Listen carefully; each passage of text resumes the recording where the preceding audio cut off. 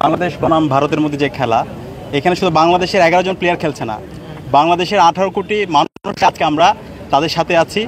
আমরা দীর্ঘদিন ধরে, আপনারা জানেন, আমাদের এই দেশে একটা ভারতের আধিপত্যবাদ ছিল, আগ্রাসন ছিল। তো আজকে জুলাই বিপ্লবের মাধ্যমে আজকে আমাদের এই দেশে আজাদি পেয়েছি, আজকে আমরা মত প্রকাশের স্বাধীনতা পেয়েছি, আমরা ভারতের আধিপত্যবাদ থেকে মুক্তি পেয়েছি। তো আজকের যে খেলা চলছে বাংলাদেশ এবং ভারতের মধ্যে, আমরা বিশ্বাস করি বাংলাদেশে যে 11 জন প্লেয়ার খেলছে, তো শুধু 11 জন খেলছে না, তাদের সাথে সারা দেশে 18 কোটি মানুষ আছে।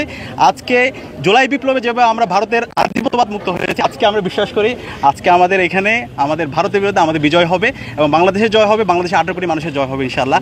আর এই আয়োজনকে ফেস্টিভ আকারে আমরা সবার মাঝে ছড়িয়ে দেওয়ার জন্য ঢাকা বিশ্ববিদ্যালয়ের মহসিন হলের মাঠে এই আয়োজন করেছি। আমরা দেখতে পাচ্ছি শিক্ষার্থীরা স্বতঃস্ফূর্তভাবে এসেছে, বৃষ্টি আবহাওয়া একটু বিরূপ অবস্থায় আছে, তারপরেও আমাদের বিশ্ববিদ্যালয়ের ছাত্রছাত্রী সবাই আমরা এখানে এসেছি। আমরা উৎসবমুখর পরিবেশে খেলা দেখছি এবং আমরা আমাদের যে হচ্ছে বল করছে মুস্তাফিজ এবং আমাদের যারা বলাররা আছে, তারা যদি ঠিকমতো, আমরা আশা রাখছি তাদের পারফরমেন্স করতে পারে ইনশাআল্লাহ, অবশ্যই তাদেরকে আমরা কম রানের মধ্যে তাদেরকে আমরা আটকাতে পারবো।